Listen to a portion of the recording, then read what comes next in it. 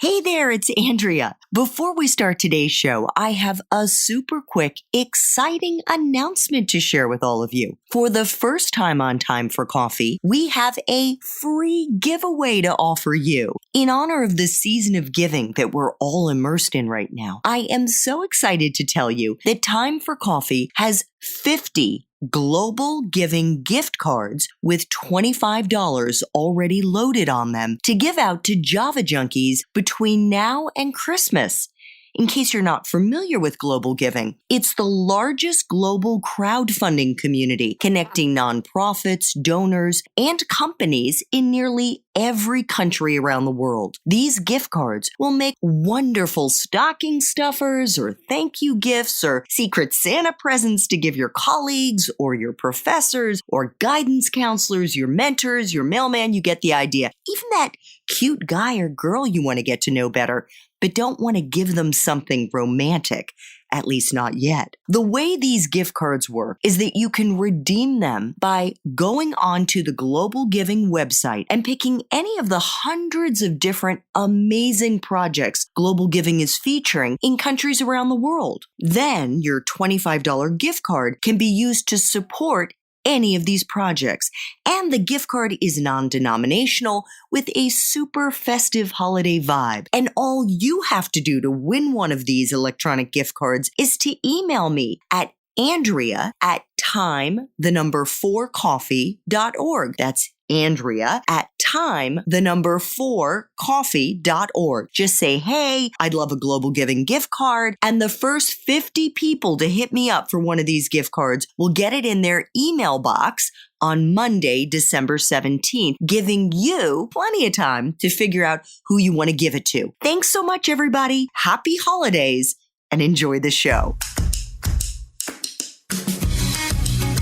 Hi there, I'm Andrea Koppel, and it's Time for Coffee, the podcast where you get to hear firsthand what the jobs and careers that interest you the most are really like. Hey there, Java junkies. Hope you're having an awesome day today and that you are fully caffeinated and ready because it is time for another caffeinated career conversation. And if you're interested in a career in politics or social activism or frankly any kind of activism or want to just influence other people, my guest today is one of the most knowledgeable people on the planet about how to do that. Dr. Alan Rosenblatt is a social media and online advocacy strategist, professor, and thought leader. He is a principal at turner4D, leading their digital strategy practice, director of digital research at Lake Research Partners, and he's an adjunct professor at Johns Hopkins American and GW, where he teaches courses on internet politics. Dr. Rosenblatt, welcome to Time for Coffee. Are you caffeinated and ready to go? I am very caffeinated and very ready to go. Awesome. Let's jump into the very beginning, knowing that the Java junkies who listen to this show are probably among the most social media savvy demographic today. What do you think would surprise them about social media that they don't know? Well, I think the big distinction is that there's a difference between knowing how to use it and knowing how to use it strategically. So a lot of people I come across, not just young people, but of all ages, they know how to tweet, they know how to use Facebook. But if you ask them, have you ever strategically built out the audience you want? Or have you ever used social media to promote and recruit people to attend an event or to vote a certain way? These are strategic outcomes, goals. They've never done anything like that. And when you start digging down into the tactics to do those things, a lot of that is new to them.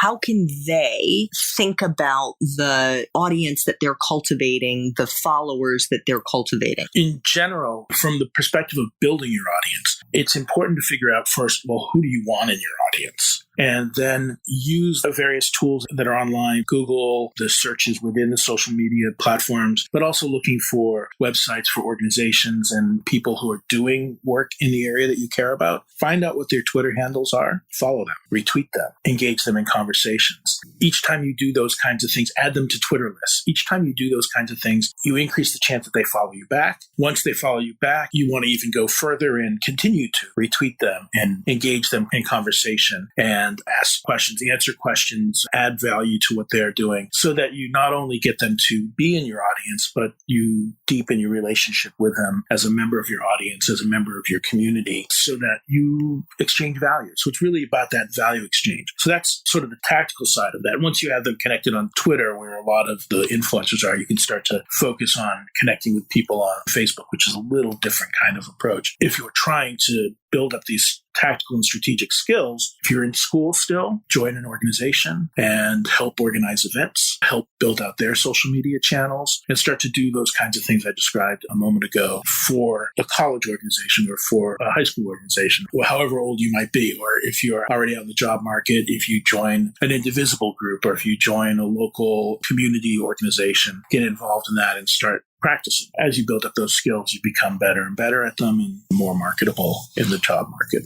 So for those Java junkies who are still in college now and are interested in building a career in politics and public affairs, communications, PR, social activism, whatever it is, you mentioned joining groups, which is a great suggestion. But what about classes? Are there certain classes that they should try to take in school? And if their school doesn't offer it, where can they go? Online, maybe, to better educate themselves? Sure. So there are some schools that are offering courses in digital strategy, an increasing number of them. Oftentimes, those courses are more focused in the technical IT side. I would not focus on those for at least the career that I have. It's more about the communications side. So you look in the communications program, look in some of the practical political management programs, and look for courses on digital engagement, look for courses on social media strategy. You'll find some of those at some universities. But at a more general level, I think studying communication and persuasion is a good thing. I've found in philosophy courses on logic and courses on evidence and epistemology are fantastic because that gives you really great skills on how to structure arguments. It gives you really great skills on how to identify and formulate and use evidence. How you construct those communications are really valuable. You can even get a lot of value out of studying propaganda, film, TV production in school, or even just writing courses where you're learning how to construct stories, where you're learning how to make an argument, where you're learning how to connect with people and identify with them and connect with them on a deeper level than just talking at them. Any courses that allow you to do that is great. And then on the other side, I think it's really important to have some expertise and to take courses on issues that really matter to you and build up your knowledge base so that when it comes time to do persuasion and outreach on those issues, you know what you're talking about. And so by that, when you say build up your expertise, you're saying kind of in whatever lights your fire, whatever it is that you feel passionately about. Yeah. Joseph Campbell once wrote that you should follow your bliss, that if you do what you love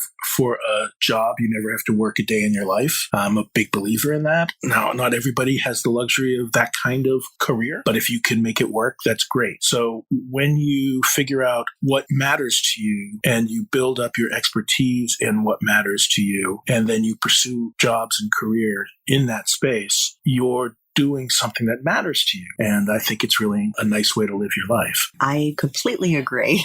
For those Java junkies who are still in school right now, what are the specific skill sets that are going to be most useful to them if they want to get into this career? Whether you're going into digital social media strategy field in particular, or politics or PR or marketing more generally, or even being a policy expert more generally, or a politician, I firmly believe that if you don't know how to use social media strategically, you are eminently less hireable. And I've ruffled a lot of feathers with students over the years where I say, if you don't know how to use Twitter, Facebook, social media effectively, if you're not there building your own audience, I would never hire you. And a lot of people never would, and you'll never be as good at your job as you could be. That doesn't mean you can't be good at your job, right? There are all sorts of other skills that are really important in a lot of different careers. But social media is a way to take what you're doing and let the world know what matters and persuade them. It also is a way to build your own reputation. I think one of the biggest things that I've done and that I would recommend for people building, preparing themselves for a career and evolving in their career is to build a body of work. And if you build a body of work, and that's writing blogs or articles about what your expertise is, doing it and managing projects and documenting that so that when you go to say, I want a job running social media or running online advocacy or being a policy expert or being a reporter, that I have something to show that I can do this, I've done this. Not only have I created the content in the product, but I also know how to promote it. Just look at the journalism field, which you've been in for years. These days, the revenue for the news media has shrunk tremendously. And it's really a great challenge. And a lot of senior journalists have lost their jobs as a result of it or gone off on their own. Increasingly, I believe that a reporter that gets hired that can come to the job with their own audience to bring their own eyeballs of trusted readers, trusted viewers, can walk into a job interview and command a greater likelihood of getting hired, command a higher salary. When they're on the job, they can get better assignments, better beats, better stories, and more promotions because they're not just producing content for the publication, but they're also bringing readers, bringing viewers, bringing an audience. There was a time when the media sort of struggled with that and they sort of tried to squash the individual, say, no, you work for us, don't do that, you're scooping us. And eventually, and I think by and large, they've realized that there's a symbiotic relationship, that an organization that hires a lot of people that know how to use social media to promote their own work are hiring people that will promote the organization or the company's work too. And as both rise, both benefit. So I think those are really key elements, and you can apply that to all the different fields. So what would be a significant number of followers? And I know that a lot of young people are on Instagram. You haven't mentioned that yet. You say social media, you're talking Facebook and Twitter. You haven't mentioned LinkedIn. Which of these platforms should they be focusing in a strategic way their time and energy on cultivating to leverage for that new job? The issue of how many followers or what your followership should be, I always bristle at how many. It's not about how many, it's about how good. Do you have the right people following you? You know, if you're trying to influence the local policy in your town about dog parks, then if you have 10 people following you on Twitter or on Facebook or Instagram, and it's the mayor, half the city council, and the dog catcher, you're okay. You're going to have quite an effective ability to influence. If you have a bunch of activists, dog owners in the community who will amplify your voices and reinforce what you're saying to those people, even better. If you have a lot of people following you who have nothing to do with the issue you're working on, who don't live in your town, that's nice, but it doesn't help you. So I think it's much more important to think about who your audience is, who you need in your audience, and let the size of the audience grow from there. That's number one. In terms of what platforms to use, I think you're absolutely right. I haven't mentioned Instagram or LinkedIn yet, but I do think they're very important. I'm on pretty much every social media platform that exists, ones you've never heard of. I'm now on Kalio or some new one. I haven't even checked into it. I just created an account. I'm even on gab.ai where all of the alt-right and white supremacists move, just so I can see what kind of horrific things are being said there. But I think the big ones are, of course, Twitter is great for influencing and connecting with the media, lawmakers, policy experts, and opinion leaders. It's an agenda-setting audience. So if you want to influence the people who are going to take information and viewpoints and then spread it out through Facebook, other social media, newspapers, in-person speeches, this is a great place to get that message to the right people. Facebook is a great place to connect with the rank-and-file large audience of activists and citizens and concerned people, but it's also has always been very niche structured. Things can spread, but it's not a broadcast channel. It's not a public channel. It's very sort of ghettoized in many ways and changes all the time. And that makes it very difficult. So right now, some of the changes that are going on Facebook make it harder to get benefit from organizations collaborating with organizations. Now organizations are really being forced to collaborate with the people who are in their audience, which is the way it should be, I think. But again, Facebook isn't designed to have mass broadcasts out to large audiences unless you pay for it. And it's a business, right? So there's that. Instagram is fantastic for reaching younger audiences, but it's also a very large platform. It's very visually oriented. The challenge with Instagram for activism and campaigns in general is that when you post something on Instagram, you can't put a link in it. Unless you pay to promote it, then you can put a link in it. You can put in the caption to check the link that you have in your bio. So it's a two-step process. But remember, every time you have somebody go click from here to something else, you can expect to lose at least half your audience on every click. So it's problematic in that respect. But a lot of organizations are using Instagram to push out that messaging, and then they swap out the link in their bio according to what they're trying to put at the moment. That's one approach to do it. But in terms of branding and persuasion, it's fantastic because it reaches a large audience, it reaches reaches a young audience, so you're getting people early in their lives, and what you set with them sticks around for a long time. It also doesn't have sharing, right? So you can like a piece, you can share it to Facebook or Twitter, but you can't share it with your friends on Instagram. So there's a lot of these things that are really great about other social networks for advocacy and political campaigns that are not there for Instagram. But because of that young audience and everybody wanting to reach it, it's really, really powerful. Snapchat is another platform that reaches that audience, but I'm a strong believer that that's people who want to talk to their friends and not hear from people they don't know. It's a peer-to-peer platform more than anything. And I agree with Kylie Jenner that the changes they made earlier this year have made it completely unintuitive, and they may have shot themselves in the foot. And Instagram hits that same audience and then some. LinkedIn, I think, is fantastic. And for anybody looking to pursue a career, obviously you need to have LinkedIn where you put your own resume, your own job experience, where you look for jobs, where you're doing job networking. That's really important. But about 2-3 years ago, the social feed, the updates, became more heavily trafficked than the job searches. So LinkedIn built that network of a couple 100 million professionals, college educated by and large, working in careers, high level as well as mid-level and entry level, and built that community, and then unleashed this social component to it that was always there, but really pushed it. And now all of a sudden you have a social network where people are sharing ideas and where you can reach people, but it's that very focused professional community. That said, the type of messaging you do on LinkedIn is different because it's more professional, it's more technical. In fact, when you write blog posts on LinkedIn, longer, more technically in the weeds does better. And not only does it do better because the audience is interested in it, but also the LinkedIn editorial board, when they see one of those articles take off, they will share it with their email lists, either to a niche community of 1 million or to all 150, 200 million. I had no idea there was an editorial board at LinkedIn. It's not pitchable. So that means that if you're going to post long-form content to LinkedIn, you want to make sure you not only push it out through your LinkedIn network, but you also push it out through your Twitter network, you push it out through your Facebook network, you push it out through your other channels, maybe if you have an email list, so that you can drive traffic to it, get more buzz on the page, which increases the likelihood that the editorial board sees it.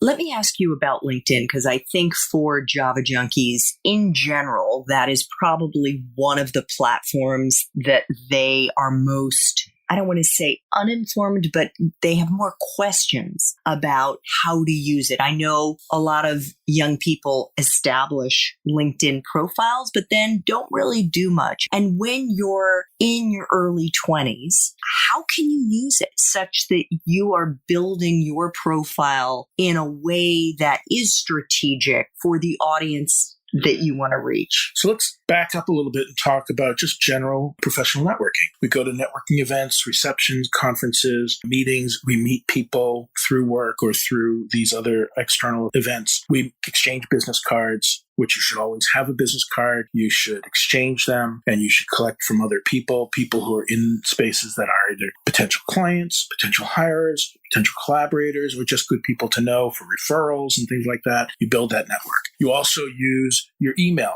Make sure that your email address, your signature, automatically includes all of your social network connections and a description of who you are. Because every time you send out an email, you're advertising yourself, right? And every time you receive an email, most of the time you're getting other people who are doing the same thing. So you're collecting business cards, you're collecting email signatures in this whole process. And every one of those people you should go search for on LinkedIn, Twitter, Facebook, Instagram, and connect with them. And on LinkedIn, you want to send them a LinkedIn request to connect, and you're starting to build your network.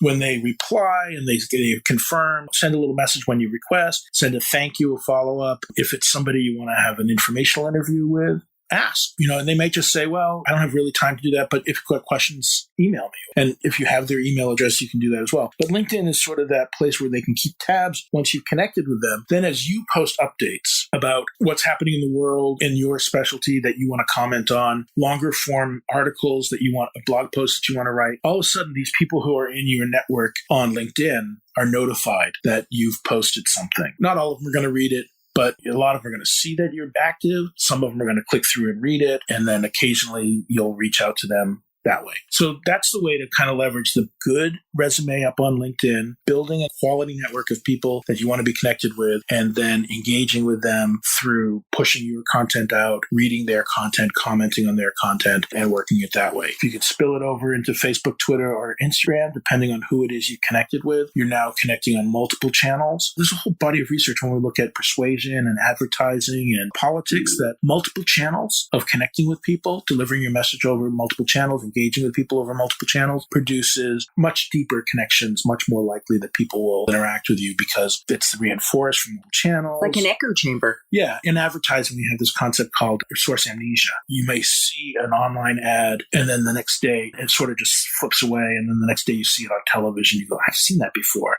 And that just that very recognition that you've seen it before, but you don't know where is an extra moment that you're thinking about it, which increases the impact of that ad that you're seeing there. Flip the order. You see it on television first or on the radio first or in print first, and then you see an interactive ad or Facebook ad. And not only do you get that sense, oh, I've seen this before and I'm paying more attention to it now, but you have a chance to interact with it. So that kind of dynamic works well for advertising, for campaigning, but also works really good for networking and professional development. Now, you've just mentioned advertising outside of social media. If somebody is in school right now thinking about a career in advertising and marketing, and we've mentioned some of these other professions already, how relevant is social media? It's incredibly relevant.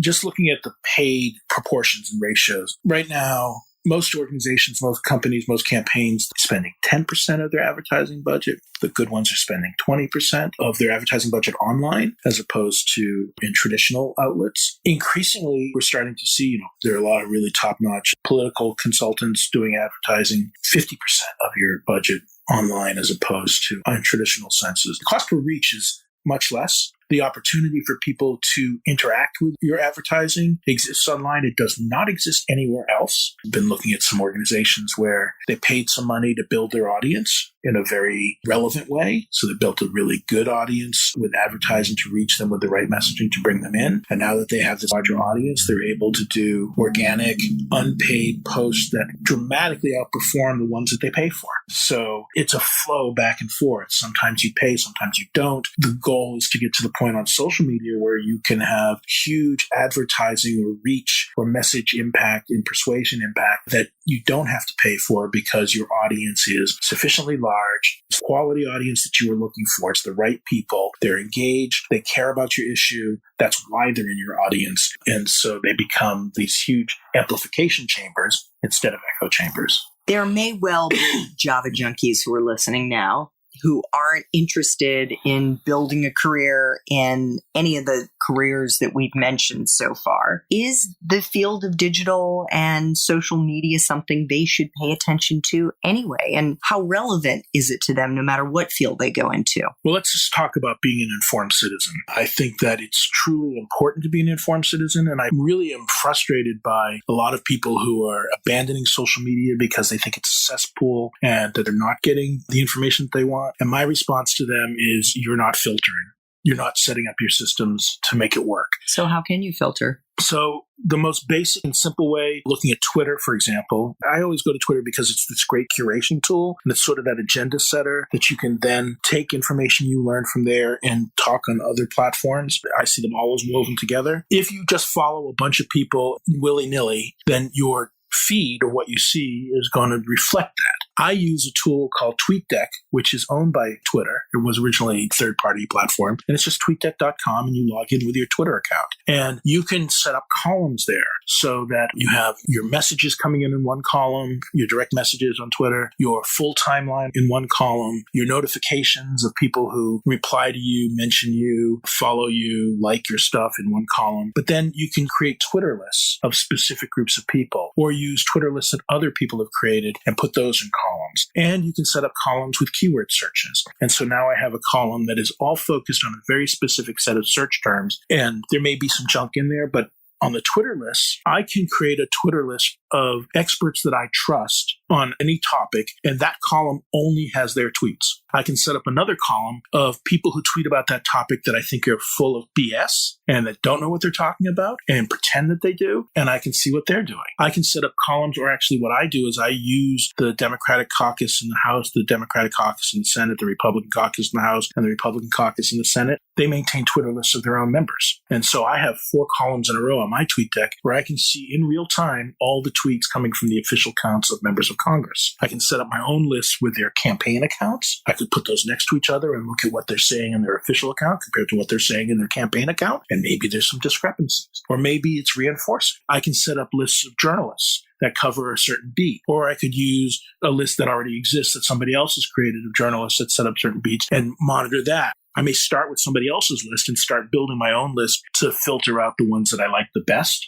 and put them in my list and not the ones that I don't like. So my list ends up being more attuned. But I think in the long run, the best way to use this types of system is not to filter out the things you disagree with, but just to organize it so you can see the stuff that's consistent with what your viewpoint and see what the other side is saying. Because I am a firm believer that the health of a democracy depends upon being exposed to new ideas and ideas you don't agree with. And this filter bubble that we have, I think the tendency to unfollow people who disagree with you look at the dating sites to only date people who you agree with, to only read sources that are consistent with your viewpoint, it prevents you from learning new things. It prevents you from being exposed to new ideas, and you stagnate and you ghettoize yourself. And in the end, if everybody does that, the entire democracy falls apart because we're not talking to each other. We're not learning from each other. We're not compromising. We're not using the democratic process to create better policy. And so these tools are just so fantastic for doing that if you set them up to filter out the garbage. There's a lot of garbage out there, but there's always been a lot of garbage out there. Yeah, just now, it's just it used to be in black and white, and you could throw it away, or it wasn't delivered to you online. Right, exactly. It was delivered to your house in the morning newspaper, or at the breakfast table. The breakfast table, right?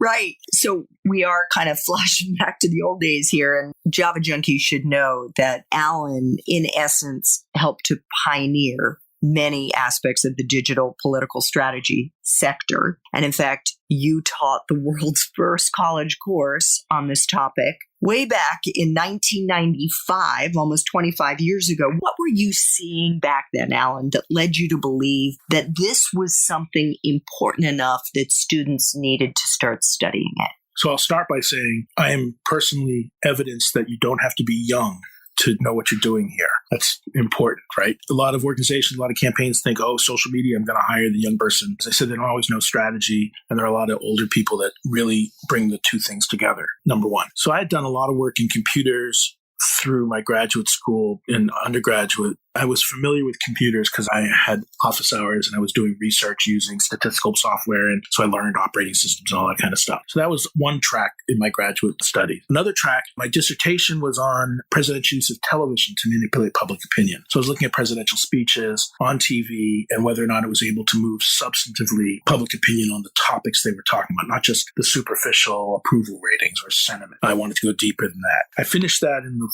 fall of 1992. In the spring of 1993, my roommate introduced me to Mosaic, which was the very first web browser. Now, I'd been working with the internet since 1988, but before Mosaic came out, the internet was all text. There was Archie, Gopher, Usenet. It was all black screens with green type or white type and bluish tint to it. And it was just text. You were running batch files and you had to rerun them over and over again. What Mosaic did, which became Netscape the year later, the first commercial web browser, is it did to the internet what the Macintosh and then later Windows, which is just ripping off the Mac, did to computers. So it converted them from text-based to visual graphic interfaces. I'm looking at Mosaic and I'm thinking, this is going to change the way we do politics. This is going to change not just the way we do politics, but politics is going to affect this. And there's this political dynamic that's happening here. And so all of a sudden my head started exploding. I guess at that moment I became a futurist. And this was the spring of 1993, early, like March.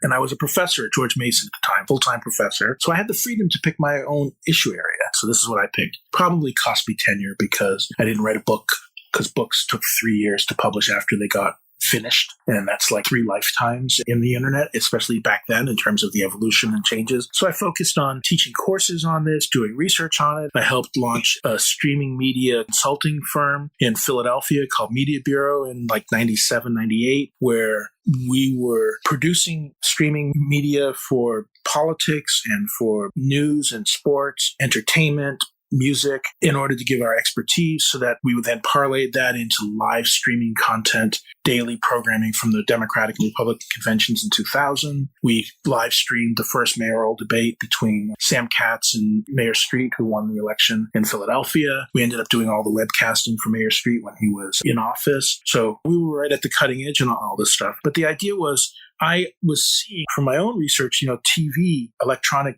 media, reaching large audiences and changing the way people think, influencing the way people think, shaping the political debate. And in this time period, we also saw the rise of 24-hour news channels, which already had changed the way we think about news and politics and the interaction there. So there was all this stuff that I'd been doing in graduate school that helped me understand this dynamic of electronic media reaching large audiences and new formats and structures and how that affects politics. And then I see the web, not just the on-demand elements to it and the always-on, by that point, elements to it, but the interactivity of it and the democratization of access to publishing and the ability to communicate with people. I always thought that calling it an information revolution sold it short because it was a communication revolution and information was what we were exchanging. And that was the higher level. And so from the very beginning, I was thinking about it in the same terms that we think about social media. It's how do people connect with each other? What do they talk about? What do they exchange? How does that affect the behavior and the viewpoints of the people on either end? And so I just started running with it. And as you said, I convinced my chair of my department to let me teach a course on the politics of cyberspace in the spring of 1995. Taught it for 6 years. It evolved over the course of that time. Early on, there were no books in political science that I could draw from. I was pulling from cultural studies and business and other stuff. And then eventually there were a couple of books about politics that were written. Somebody from PBS wrote a book on it. There were a couple other books. And then eventually there were political science scholars that started writing about it. Still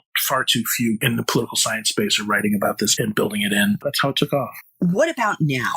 How is the field evolving today, and what are the changes that you're seeing on the horizon that would surprise us? The big factor that's affecting things now is a massive wake up to the notion of what privacy means and what kind of data is being collected online and what it can be used for and what it should be used for. The reality is that none of this is new. All of this data has been collected for well over a decade, maybe even 2 decades. And it's been the whole nature of customizing your interface, of targeting ads. It's always been the case. There have been a couple of breaches which have raised people's concerns. The Facebook situation was not a breach, but rather a policy that was poorly thought out that was changed in 2014 after they figured it out. But the ramifications of it have still in us now because the things they learned back then from that data that was accessible through the rules then have... You're saying about Cambridge Analytics? Yeah, Cambridge Analytics. I remember back in 2014, I was livid when I learned at a panel with a couple of Facebook developers that if I authorized an app to install in my Facebook page, that I was giving permission for the app developers to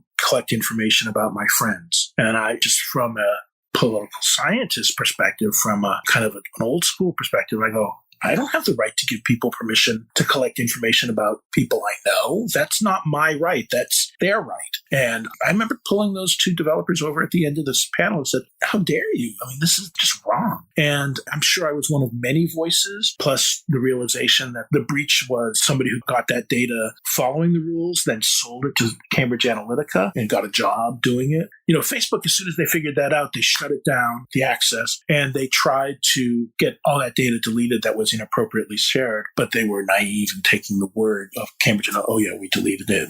And, of course, they had a backup copy somewhere on a hard drive that was used later. What people started to realize is that everything you do online is tracked. And if it's not tracked, the internet doesn't work for you. I mean, imagine if Facebook never stored your personally identifiable information, then when you log in tomorrow you would have no friends because they'd all be gone because that information is personally identifiable that connected you to them in the first place. The entire functionality of Facebook is dependent upon using that data. What people don't understand is that for a long time, and still, Facebook, Google, all these companies, they really care about keeping your data safe.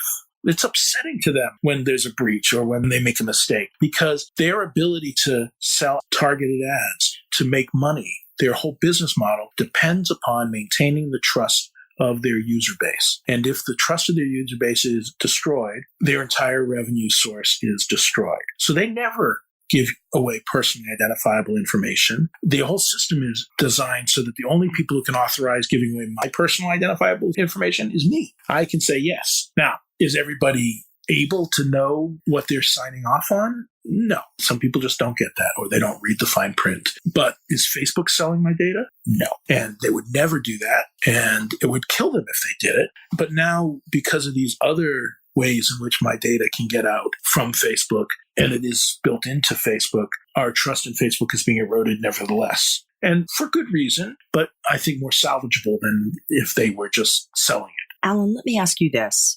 How is the field evolving today in a way that is relevant for Java junkies who are either in the workforce now or who will be entering the workforce very soon? It's entirely likely that the constellation of social networks that are out there that people will be using in 5-10 years will be a different constellation of social networks. I don't think social media is going away, but I think that there may be an upstart that challenges Twitter or Facebook, options, alternatives. But the bottom line is that the tools may change, the platforms may change, but the strategy remains the same. The strategy that I think is the most effective, sadly, was refined by the white Aryan resistance during the Usenet days, which was just the old text message boards, was refined again by Al-Qaeda and ISIS. And we use it too. That's a tactic, right? And who uses it better determines whether it's used for good or ill. But the basic premise is always get your message out,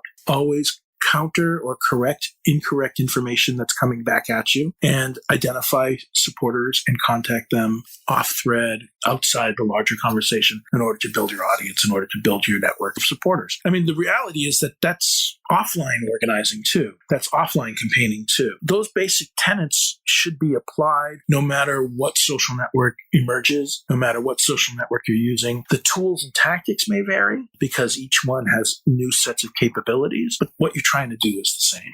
I just want to flash back for a minute to when you were an undergrad. And by the way, congratulations, because you're one of the few people that I've had the pleasure of meeting so far whose major in college is actually relevant to what they're doing today. You graduated from Tufts with a BA in political science and philosophy. So congratulations. Look at that. Yeah. It really paid off. What, if anything, did you do outside of hitting the books, whether it's extracurricular activities, internships, jobs, whatnot, while you were in school that you think really actually was a good thing and that you would recommend that our Java junkies build into their school days? So when I was in high school and my first year in college, I was a competitive debater, policy debate. I learned an awful lot about arguing, researching, formulating arguments, public policy. It also is a great suck on time, and my grades suffered for it. So it was good.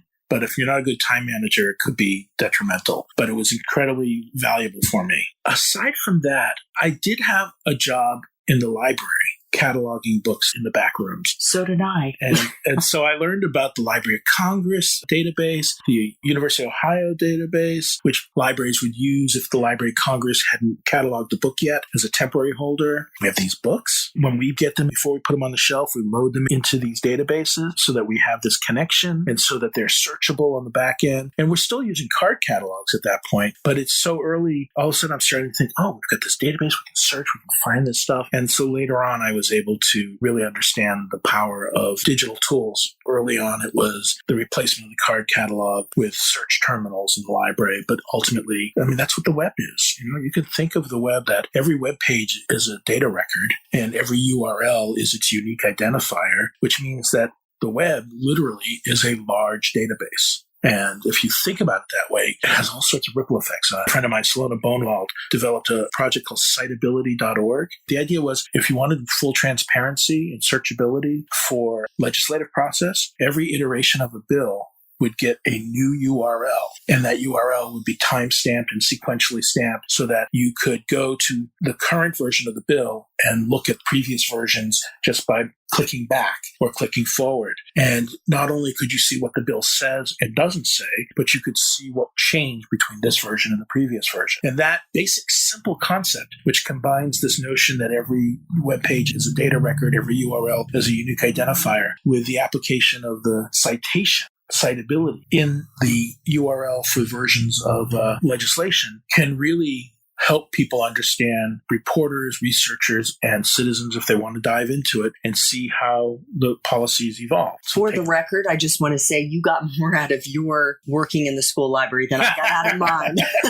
Yeah. You're a deep thinker. I was like, punching my time card. So how did you get your first job out of college, and what was it? I mean, all my jobs before I finished my PhD were within school. Okay. So I, worked in the computer lab and then ran the computer lab that I originally had my office hours in. But a year before I finished my PhD, I got a teaching position at George Mason. So I got that, and then over the next year and a half, I finished my dissertation. So I ended up 9 years at George Mason full-time, went from 2 years as a visiting professor to a tenure-track professor for 6 years. While I was there, I was building up that body of work, right? Writing about stuff, building up that network, launching some companies. And then when I was looking for a job after I left George Mason, I started looking in the consulting space and in the digital strategy space, and was able to interview with organizations that were looking to get into this space with that body of work and that expertise that allowed me to say, I can create the division for you, and I can take you into that next generation of how to do the work that you're already doing. And I got a job first at a small tech policy shop, then at a state and local issue management firm. And then I got into a progressive online advocacy shop. And then I opened my own shop in collaboration with a friend of mine who had a PR firm. And we brought that together. And then I got a job at Center for American Progress, running it from the inside. Figured I wanted to see what it's like not having to be a consultant and scrambling for business all the time, and built out a really cool program there. And then went back into consulting when I left CAP in 2013. Fantastic. Now, final question here. If you could go back to college and do it all over again based on the wisdom that you have today, what would you tell yourself? What would you do differently, the same? There's a contextual change. Because I did this so long ago, there were no courses that were directly relevant. And if I went back now, I'd be able to pick a school where they had a good curriculum that allowed me to learn specifically this kind of stuff. From a more basic level, I was not an attentive student my first 3 semesters. And I almost got kicked out of school because I skipped midterms in math my first year because I went to debate tournaments instead. I was not doing all my homework because I was having too much fun. First time living away from home. If I went back to school now, the one thing I would learn is that going to class and doing your homework on a regular basis means the difference of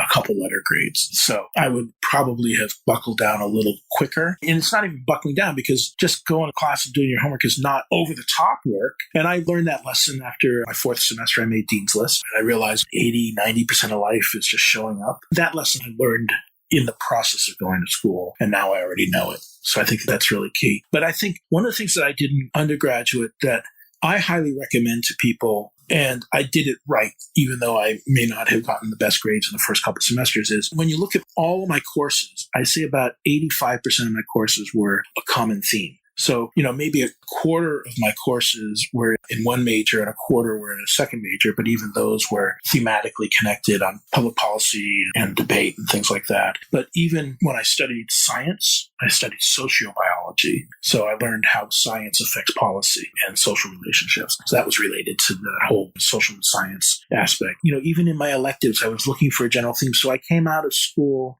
really steeped in a lot of knowledge that was all interconnected to each other, that I was able to leverage. Even now, I can't tell you how often I am able to pull things that I learned when I was in school into conversations, and they're completely relevant. As an undergraduate, I learned about artificial intelligence in one of my philosophy classes. And I can have a very meaningful conversation today with people working in AI just based on what I learned in the 80s in college. That's huge. And a lot of people sort of let what they learn in school disappear.